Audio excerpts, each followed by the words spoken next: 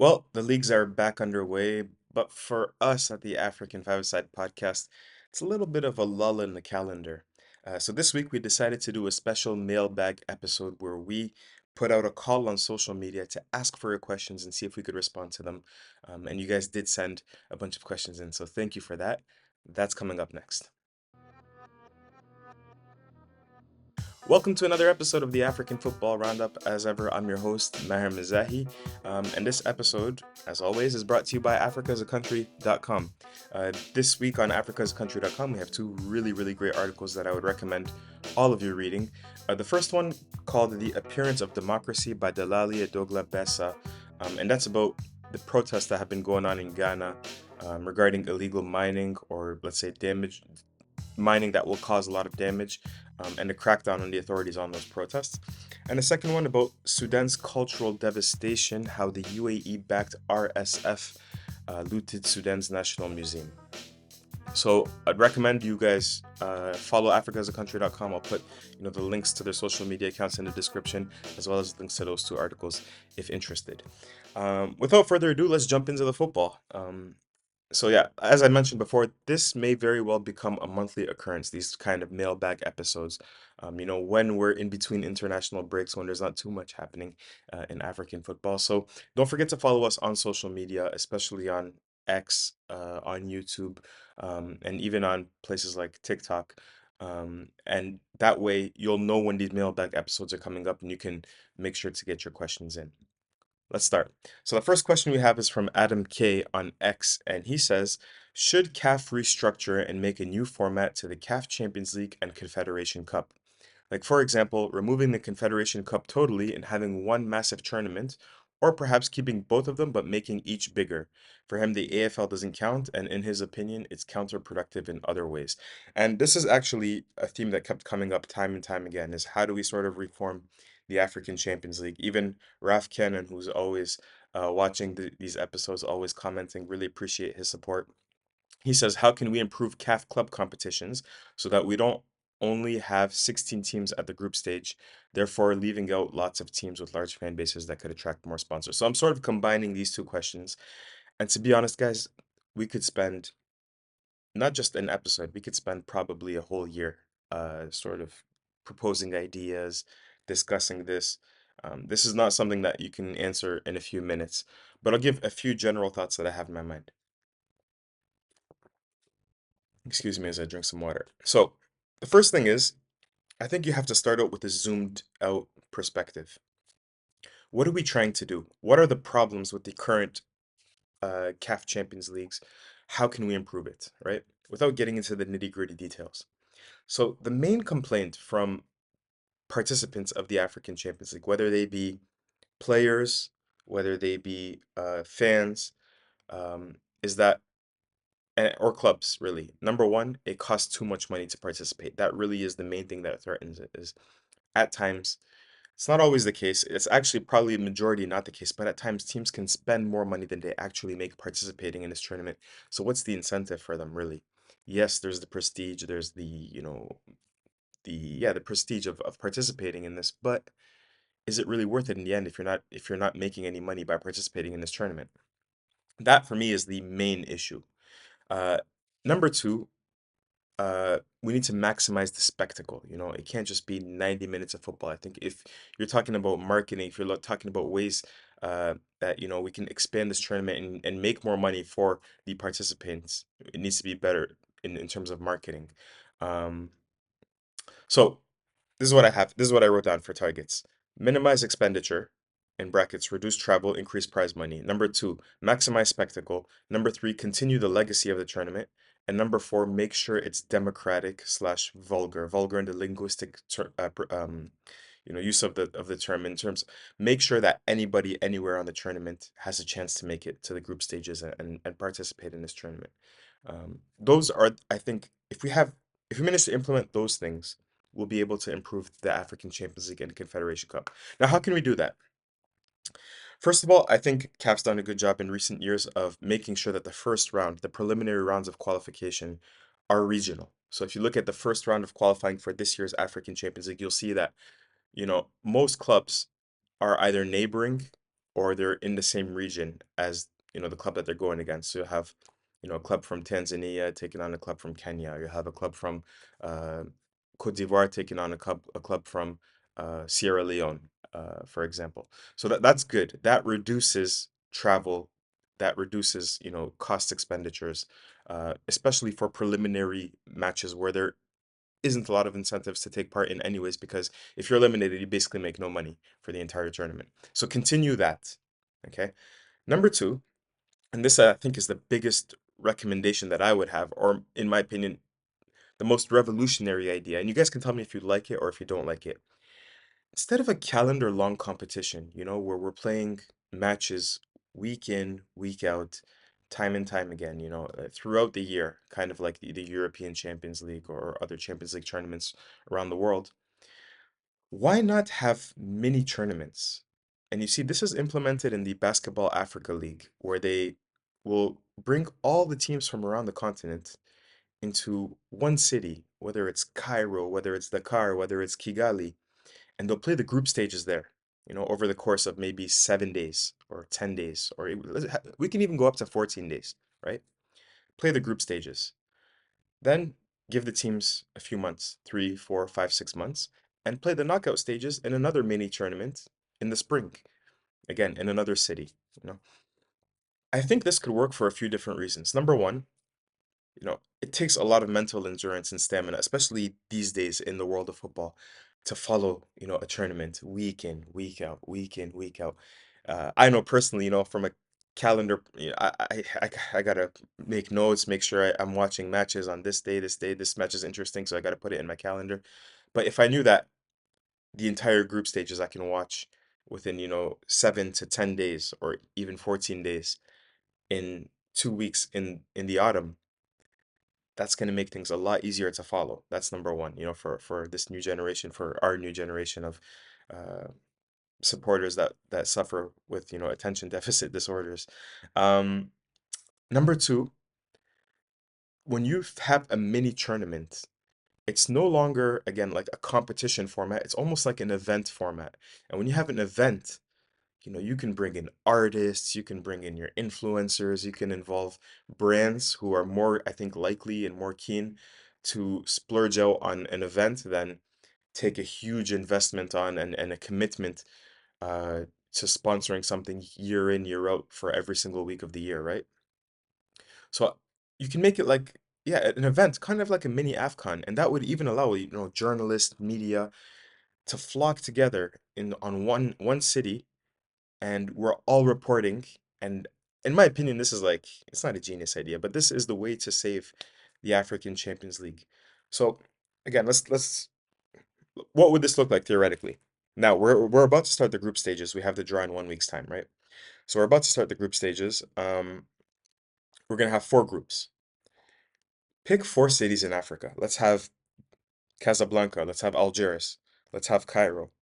Let's have Johannesburg. Let's have Kigali, Dakar. um anybody like Tanzania's, they have the infrastructure, they're building a lot of infrastructure at the moment. Let's have Dar es Salaam. And there, whoever's, let's say, pot one of that group, that's another way you could do this, hosts the mini tournament, and keep the teams there for 10 to 14 days, play all of your group stage matches. That way we can have breaks in the calendar for everybody. You don't have to worry about, like last year, Zamalek were really mad that Al Ahly kept having postponed matches time and time and time again. But this way, the calendar is structured. It's very clear from the offset when the matches are going to be, delayed. And if it's 2 weeks, you can make up two matches easier than what Al Ahly was doing, continuing to accrue, delayed matches after postponed matches after postponed matches.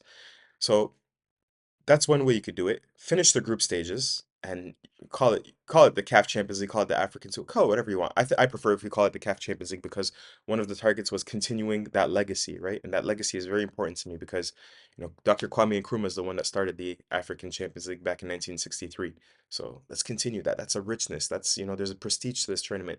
It's something that's entered into the supporters' hearts. Excuse me while I take another sip of water. I have a little bit of a dry throat. So yeah, I think this will reduce football burnout. It's going to increase the marketability of the entire thing. It's going to decrease expenditure in terms of travel, and it should also increase prize money because I think, again, not only will brands be more willing to participate because it's less of a commitment, but also even TV, TV rights, instead of them having to, well, I guess this could go both ways. I guess some television channels would prefer you have something every single week that way they could fill their calendar. But at the same time, it's less of a commitment, if you say, okay, I'm going to pick up the group stages for 2 weeks and then, you know, you could pay less and so on and so forth. So I think that's probably the main way we could improve the CAF Champions League is to make it more of an event and less of a season-long competition. Tell me if you like the idea. Tell me if you don't like the idea. In my opinion, it works well with the Women's Champions League, where they have the entire thing over a month's time in one city. It also works very well with the Basketball Africa League. So let me know what you think. Second question from the mailbag comes from David, who says, should CAF amend the rules to not allow any teams from the same countries to meet in the African Champions League group stages?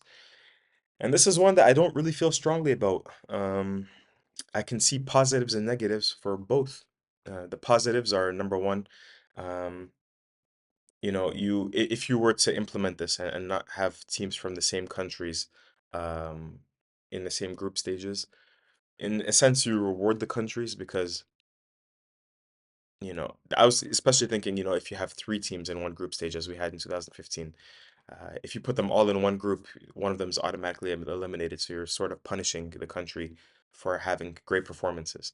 Number two, you avoid tensions. If you have two rivals in the same group, that's going to be a lot of tension, a lot of conflict, sometimes violence. Um, I mean, y- having them in the same group, you could save money on travel. That's always something that's on our minds as we discussed at the African Champions League. Then if you don't have them in the same group, you could miss out on like a derby element, which is good for the African Champions League. It adds a lot of atmosphere. Um, as we just saw with the CAF Super Cup, in Saudi Arabia, that was a marketable event because it was the Cairo Derby at the same time.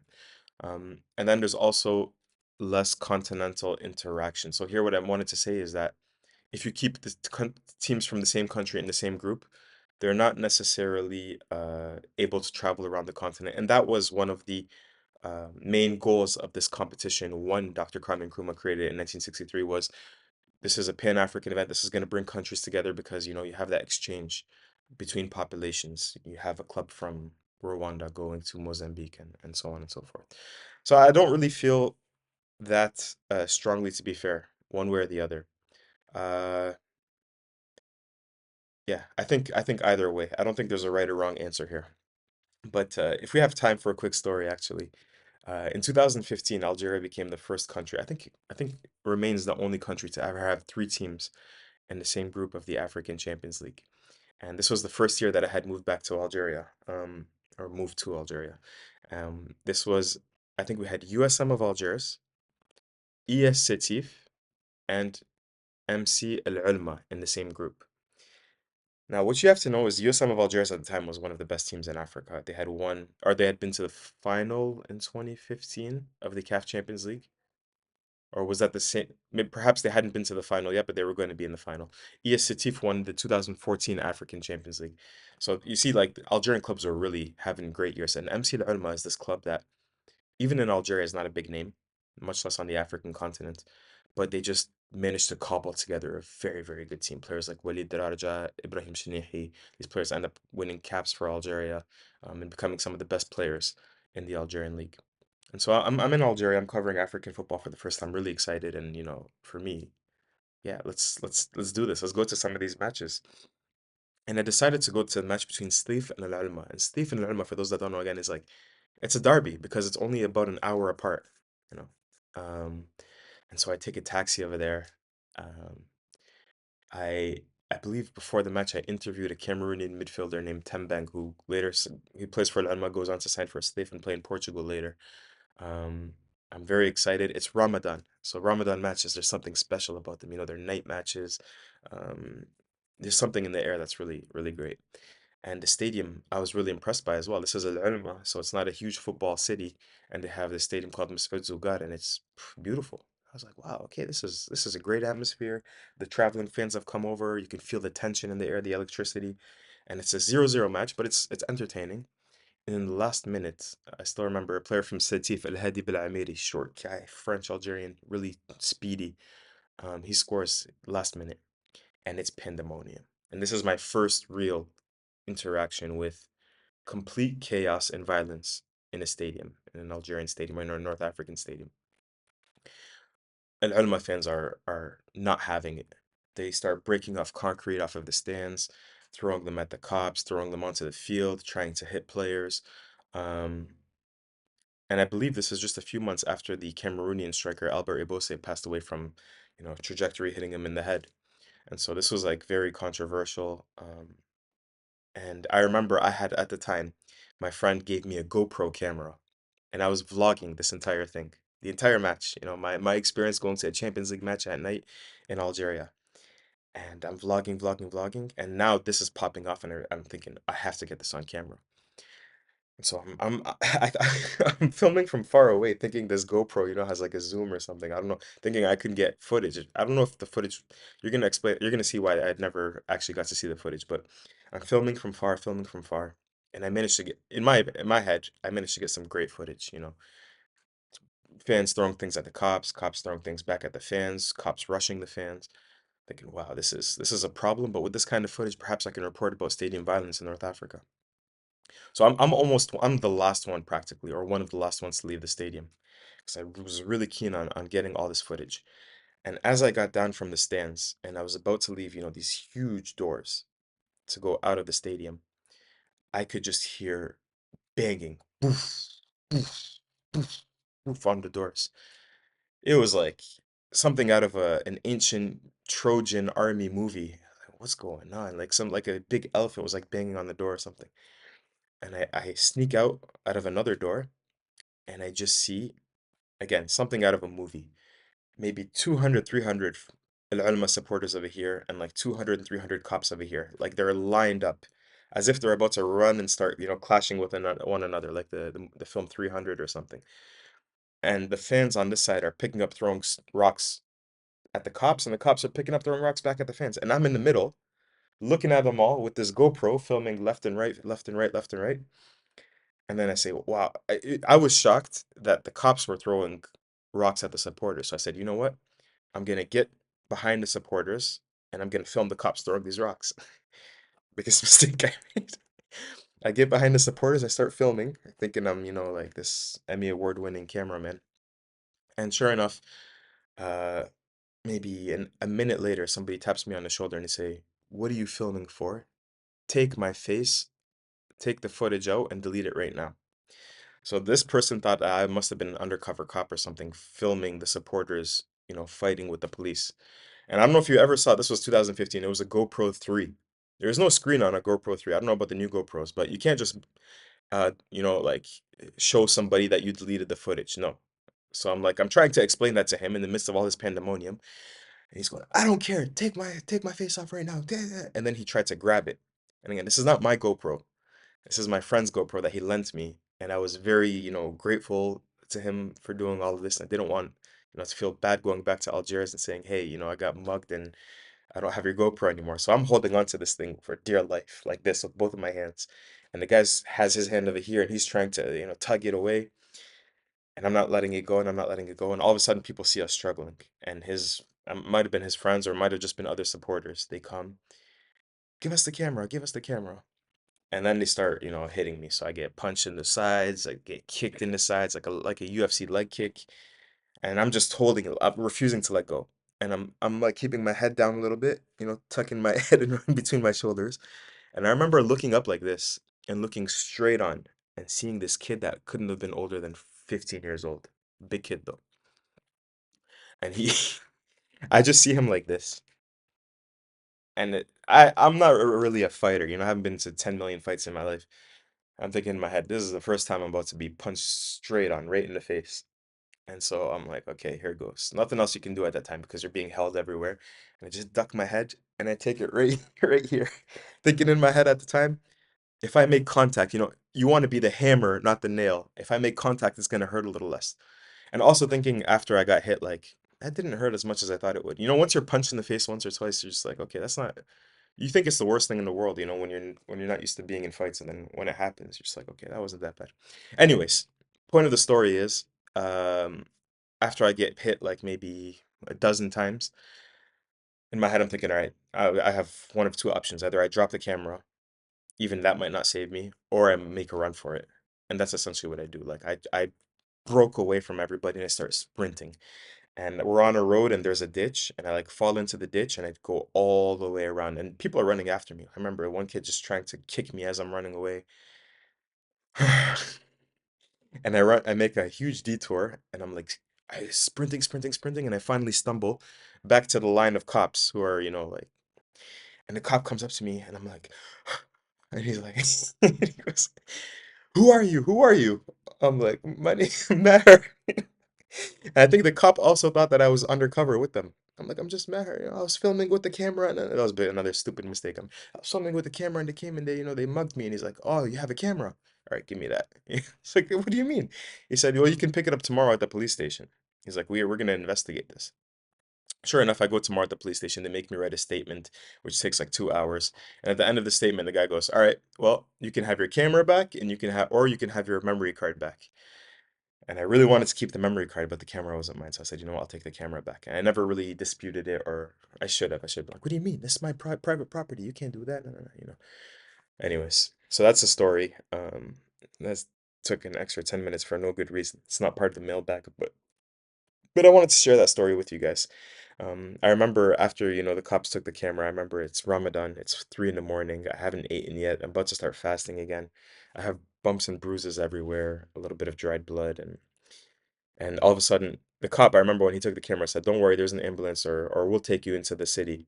Nobody took me into the city, and I just start walking, walking, feeling so sorry for myself. And then finally, I start like hitchhiking, and finally somebody stops, and I explain the situation, and he sees, the bumps and bruises. He takes me into town to my hotel.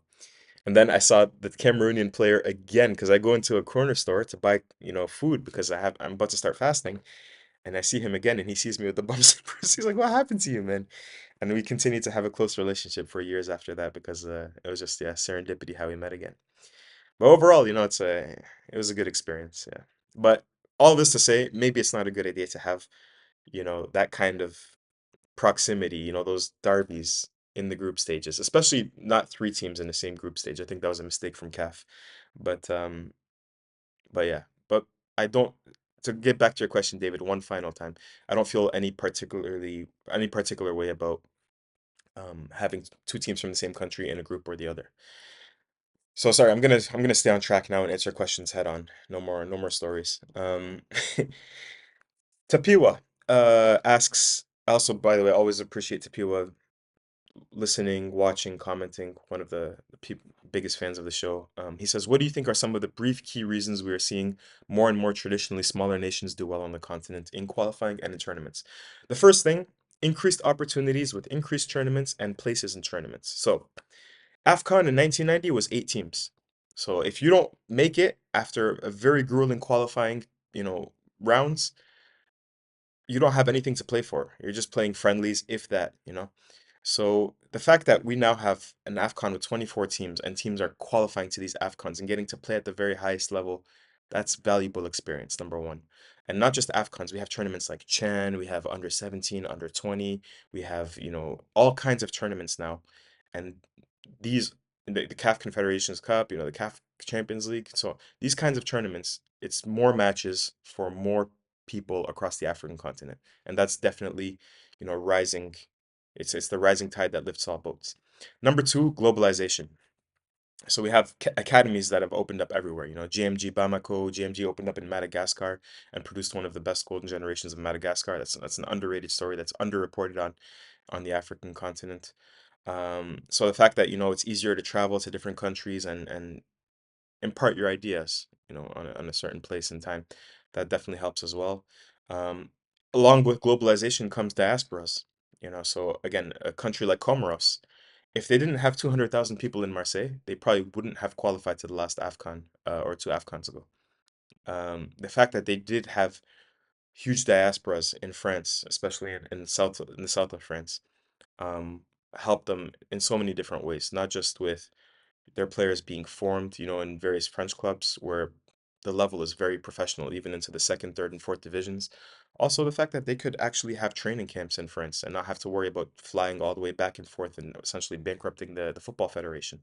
So that kind of globalization, the diaspora, Africans over the many decades immigrating or emigrating to Europe, that's also helped the African continent immensely. Um, Also, the standardization of football, so now, maybe in the 1960s or 70s, if you had a team, that wasn't coached well, that didn't have professional players, you could win matches 10-1, 15-1 at times. It's not the case anymore. Even the smallest nations, quote unquote, in the most obscure of places, there's a standardization sort of football. They all watch, way more football than they did 30, 40, 50 years ago. Coaching diplomas are readily available way more than they were 30, 40, 50 years ago. And as a result, there's a sort of standardization around Europe. There's a Eurocentric standardization of African football. And I don't know if that's a good thing, but it definitely, I think, in my opinion, lifts again the floor. Um, I remember there was a Tunisian journalist named Fawzi Mahjoub that used to always rail against this, saying African football is not African anymore. It's a bad copy of European football.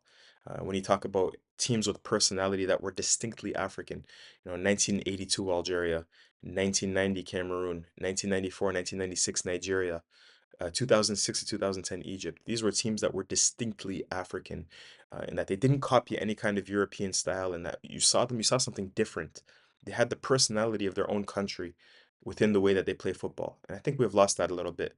Not to say that African national teams don't have distinct styles anymore, because I think Morocco had a distinct style at the 2022 World Cup, Algeria at the 2019 AFCON. Um, Senegal maybe not, which is could actually a little bit of a criticism against Aliou Cisse. But um, I do think this is something to be pondered: is African football African anymore? Even when we watch, I can't believe I'm bringing up Mokoena again. He should start charging me royalties because I bring up his name every single podcast. But when I watch Mokoena, as tactically advanced as it is it African? And that's maybe a question I'd like to ask him, uh, if I ever get to speak to him again.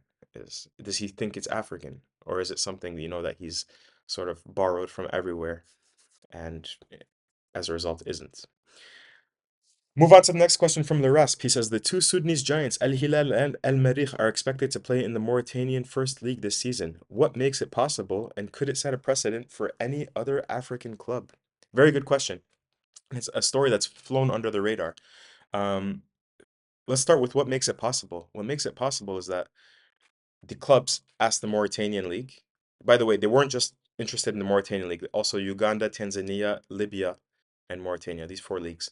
They asked each of these four leagues and they decided that Mauritania was the best way uh, forward, whether that be because maybe the Mauritanian League helped them, promised to help them financially, so on and so forth.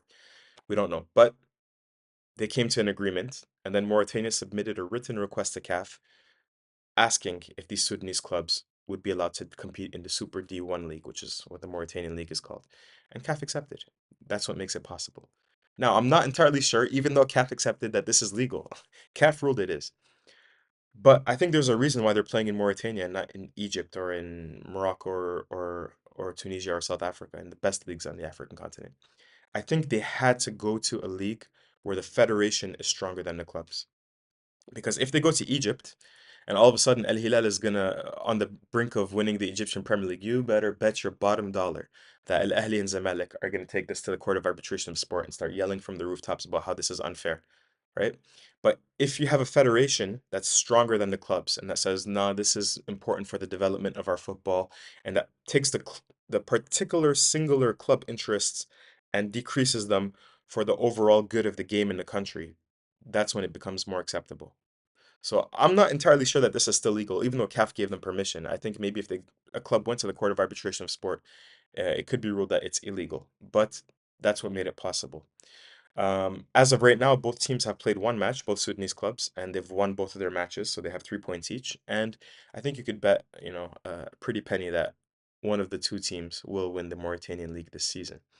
Um, Unfortunately for Sudanese football, this is sort of what's left over of domestic football since the civil war. No other clubs can do this financially. Most clubs are just at a standstill. They're playing sort of sometimes like makeshift tournaments, in rural areas in Sudan. But the ramifications of stopping this league, in my opinion, will be very long lasting. And for many Sudanese players, they're remaining with their clubs. I remember when Libya, between 2014 and 2021, 22, they were going through a period where every other year their league would be interrupted and they would stop. And Libyan players, there was an exodus. They went to Morocco, they went to Algeria, they went to Tunisia, they went to the USA and MLS, they went to Portugal, they went all over the world, Turkey. And I thought that was a good idea. Get your national team players out of the country, let them play regular football.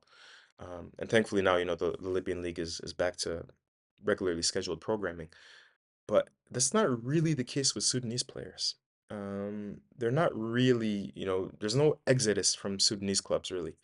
On the contrary, I think the Sudanese Federation is doing a decent job of bringing in players from abroad into the Sudanese national team. And next week, we're going to have somebody, Abdul Qadir Musa, that's going to speak to us about how the Sudanese Federation is doing such a great job in FIFA World Cup qualifying, where the Sudanese national team, by the way, is ahead of Senegal at the moment with 10 points. Senegal has 8. They're leading FIFA World Cup qualifying, and they also had they've done a decent job in CAF AFCON qualifying. I think 3 points out of the 2 matches so far as well. So what spurs that? How did that happen? We're going to talk about that next week with Abdul Qadir Musa. So yeah, that's what makes it possible. Could it set a precedent? Honestly, it could, I guess, because unfortunately, don't like to say this, but conflict is not necessarily a rare thing on our continent. So perhaps it could set an useful, interesting precedent. I just want to make sure that it's legal. If What happens next year, for example, if the two Sudanese clubs finish top two? Would it be the next two Mauritanian clubs that qualify for Champions League and Confederation Cup? Things like this make you ponder. There's always these unanticipated challenges that arise out of nowhere. So, anyways, good question, Rasp, and that's something that we're going to keep our eye on. I would love to. It would be a dream of mine to go and report in depth, embedded with these Sudanese clubs in Mauritania, and then perhaps Sudanese national team matches that are currently being played in South Sudan. Another great story. With all that ethnic tension, they're receiving great support from the Southern Sudanese as they're having these great results. Um, Next question comes from Lee. Lee writes a lot, Sasha and Associates, who says, is there a relationship developing between Saudi Arabia and CAF, and what are the potential implications if so? Just gonna take a quick drink, excuse me. So, the first and most simple answer to your question is yes, there is a relationship developing between Saudi Arabia and CAF, but not just CAF, really Saudi Arabia and everybody in football. Um, First of all, you have to remember that Africa backed the Saudi bid for the 2034 World Cup. Last year in 2023, the two signed a memorandum of understanding. And it said in their statement, the memorandum of understanding will focus on initiatives around technical and football development at the club and national team level, grassroots football, women's football, talent identification, competitions, friendly matches, and commercial opportunities. In my opinion, this is just like a lot of whatever you want to call it. I don't want to be vulgar. I don't want to swear, but this is a lot of BS. Um, Really, when you see a memorandum of understanding, in my opinion, that's a financial partnership, and they just want to make it like sound nice, PR. This is not just money. This is deeper than that. No, no, no. But you can, in my opinion, see this as a financial partnership. Um, we saw the first iteration of this, in my opinion, last weekend, or just a few days ago, when the CAF Super Cup final was played in Saudi Arabia in a stadium, Kingdom Arena, that was just inaugurated in January. And you had Al Ahli against Zamalek, huge Cairo derby, packed stadium, tickets sold out in a matter of hours, and it's being, broadcast on all kinds of channels, and the production quality is fantastic. And for me, it was very clear from that match what each side was gaining from this. Okay, so CAF might be gaining a little bit of money. They don't have to worry about staging, these Super Cup finals or whatever. I'm sure Saudi's giving them a little bit of money to, for the rights to broadcast the match, the rights to host the match for the during the Riyadh season, which is going to start in a few weeks. This was almost the kickoff of that Riyadh season. So a little bit of money, but more importantly, I think what Saudi's trying to do is they're trying to be the center of world football, and they need that legitimacy. And there's nothing more legitimate in African football than Al Ahli Zamalek, Especially, it's a good crossroads because it's very legitimate for the African continent and for the Arab world as well. And Egypt sort of, fits in that Venn diagram right in the middle. Um, Ahli Zamalek is big even in the Gulf of Persia, even in the Gulf, the Arab countries. It's big in the African continent as well. The fact that the tickets were sold out so quickly, the fact that there was such big excitement in Saudi Arabia for that match gives them legitimacy. You understand? So that's what CAF is providing. They're saying, look, we can give you guys legitimacy. We can give you guys a real important match on the African continent. And all of a sudden, all eyes on the African continent and in the Arab world are on Saudi Arabia. We're giving you credibility in a sense. And we can take a little bit of money, um, and you can help us, help our product be more marketable, help sell our product. In my opinion, this is the true crux of this partnership. But like I said, it's not just CAF. The Italian and Spanish Super Cups will be played in a few months in Saudi Arabia. All kinds of combat sport events are being thrown by Turkey Sheikh in Saudi Arabia. And overall, I would say that, look, Saudi projects tend to be ambitious, whether it's in sport or elsewhere, which is good. Ambitious is good, but they don't always follow through, whether that be, with contracts with certain players. That's the reputation at the moment is promise a big game, deliver half of the time. uh, Not just a big game. They promise like unreal, exorbitant amounts of accomplishments and money, and they don't always deliver. Not saying they can't deliver, but they don't always have the follow through that you would like, throughout their projects, by the way, sporting or non-sporting. So for that reason, I don't think they should ever be a partner that CAF relies on. I think they should be a partner that, uh, you know, they should be dealt with, absolutely, because they are going to be the center of world football for the next decade. CAF does need help with financially, so that's good. Be included if you're CAF, but don't let it be your principal, breadbasket. Um, so yeah, it's not a bad thing, but don't let it be the main thing. Let's move on. I think we're going on and on and on for time, so a few more questions. Raf Cannon asks, "Do you think that Dr. Patrice Motsepe deserves a second term?" Good question. Uh, when I'm judging a CAF president, you look at, over the term, where we were when he started the term, where we are now, and what the trajectory is. So when he took over, we were in complete turmoil, and that's not necessarily just Ahmed's fault, but uh, basically when Ahmed sort of relied on Infantino support to oust Issa Hayatu, God rest his soul, who passed away a few months ago. Um, I think you sort of opened Pandora's box. People were too scared to take on Hayatu head on, but once they saw that Infantino helped and that Ahmed was there, I don't think Ahmed was ever seen as somebody that was a strong man in the Confederation of African Football. He was always seen as somebody that could be not vanquished, but like not eliminated. These are strong words, but like put aside. And so there were always, I think, machinations here and there, a little bit of manipulation, people like taking political hits here and there, trying to get him out. And there was so many leaks, and there was apparently, I think even he didn't have the experience. He didn't run a very tight ship, lots of scandals, audits. And FIFA came in and essentially, if you remember, with Fatma Samora, and just basically said, look, here, your ethics committee, we're stopping this. And Dr. Patrice Motsepe comes in. Motsepe, according to reports again, brought in by Infantino, not really a football guy. And if you sit down in a press conference or listen to him speak, for me, that's eminently clear. Not to say he doesn't care about football, because you see what he does with Mamelodi Sundowns. He invests a lot in football, but you could tell he's not a big football fan, in my opinion. Like I think if he has, an afternoon and there's a football match on, or he can do something else, he'll probably do something else. I think he appreciates the value of football, but I don't think he's at heart, a big football fan. Um, so the question was always going to be, is he going to be a FIFA proxy? And I think initially that was going to be the case. We saw, his Secretary General, Veron Mosengo Omba, was quite clearly, in my opinion, taking the lead on a lot of things. I'm not going to say running things, but taking the lead on a lot. There were Swiss technocrats, in Switzerland making decisions instead of, CAF teams in Cairo. But to be fair to Motsepe, I think he's shown personality at times. I think at times he's disagreed with influential members of CAF. At times he's disagreed with Infantino on some things.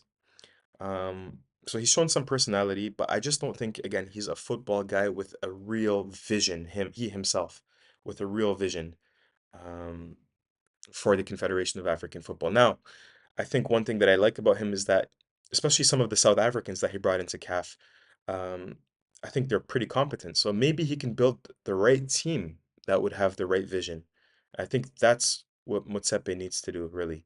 But at the moment, I still think we're in between FIFA surrogates and I'm not 100% sure that we're 100% defending African interests all the time, not just vis-a-vis FIFA, but in other ways. So, for example, the African Football League, that was it was clear from anybody that's familiar with African football that this was not a great idea. Yes, the African Champions League needs to be reformed. We talked about that at the beginning of the episode. But instead of, consulting, they have the African symposiums and stuff. Instead of consulting different stakeholders, media, coaches, players, so on and so forth, finding out how we can reform the African Champions League. You want to include FIFA? Include FIFA. You want to include external investors? Do that as well. But the way that they went about it, it was like a top-down approach, excluding everybody, promising huge and not delivering. I wasn't really impressed with that. So there are a few different things I think he could have done a better job of, but overall, I don't think he's been horrible. He's stabilized CAF, I think, but he hasn't grown it as much as it needs to be grown. I don't think he's a visionary. In that sense, I think he's done an okay job. Does he deserve a second term? That's a loaded question. I don't think it's up to me to say. There are rumors that there's the Egyptian Hani Abu Rida that may run, supported by several influential people in CAF, and that he would be a pro FIFA candidate as well. I don't know. I don't know. In my opinion, I would like to see him do a little bit more. But he's not, for me, he's not the end of the world. Yeah, I think he's done a decent job of stabilizing CAF. Finally, and we're going to end with this, Raf Cannon again asks, if it's not too late, I'd like to know what transfers have impressed you the most, both in coaching and players, now that the window is closed across the continent. And initially, I read this and I thought European players, I mean, African players playing in Europe, but I think he means players on the continent. I think the number one transfer that impressed me is Youssef Beledi to Esperance Tunis, because I think that's going to pay dividends in the knockout stages of the African Champions League. But I also like what Esperance did, bringing in Elias Mokwana and Abdurrahman Konate, who's been, by the way, sensational so far for Esperance Tunis, young Ivorian player. He's probably been their best player so far, and I think he's going to be a star during the African Champions League. I think he's going to be in Europe very soon. Also, like the transfer strategy of Sundowns bringing in two strikers, I think they really needed that. Transfers I didn't really like, transfers that I'm not sure about. So those ones I really like. I like the strategy. I like the personnel that they brought in. Ones I'm not sure about. Aaron Bupenza to Zamalek was an expensive transfer. He at times has knocked in a crazy amount of goals at his clubs. Um, but at the same time, um, I don't know, like with at his age, if he's the right person at the right time, for that price. And Ben Young, same thing to Wydad Casablanca. Yes, he's proven himself in Europe, playing at big clubs like AC Milan and so on and so forth. But I'm just not sure if he's um, that good to justify the wages, to justify a transfer fee. Um, I think it's very possible that even Ben Young, for example, is replaced or um, gets some playing time taken away from him by Cassius Mailula coming back from the MLS. Ones that I don't like, transfers that I don't like, and I'm sorry, these are a little bit skewed towards Algeria, as this is the transfer market that I know the most. But Kenyiso Mayo to CR Belouizdad on the outset looks good, but Islam Slimani, Algeria's greatest ever goal scorer, is making his return to CR Belouizdad, the club where he started. And so for him to make the return and Kenyiso Mayo at the same time sign there, I think the supporters are more going to they're going to lean towards Slimani as a striker. And they're going to be more forgiving with Slimani than Mayo. Um, and not to mention, Mayo needs to like adapt culturally and so on and so forth. So I think I'm not sure if it's going to work out for him. I hope it does because we need to see more PSL transfers to Algeria, but I'm not sure it will. And finally, Riyad Boudebouz to GS Kabylie. Riyad Boudebouz, Algerian international, very, very good player, accomplished career, but he's 34 years old. And for him to move to GS Kabylie at this point in time, The Algerian league is also very one that's it doesn't really reward, ball playing players in midfield. It's very back and forth, very physical. You don't get a chance to always show your technique. I think he's going to be useful when it comes to set pieces, but I don't really think he's a player that's going to be able to put his foot on the ball and take his time and, progress the ball up the pitch, especially at the age of 34. So I don't really love that transfer, especially again for the wages that he's coming on. Anyways, I'm going to leave it there because we've been going for 45 minutes. Thank you all for listening to another episode of the African Football Roundup. Next week, we are going to be previewing the international window. We're back again, and we have a special theme for this one. It's going to be what does it take to qualify for the African Cup of Nations for the very first time? Thanks again for watching, and we'll speak soon. Peace.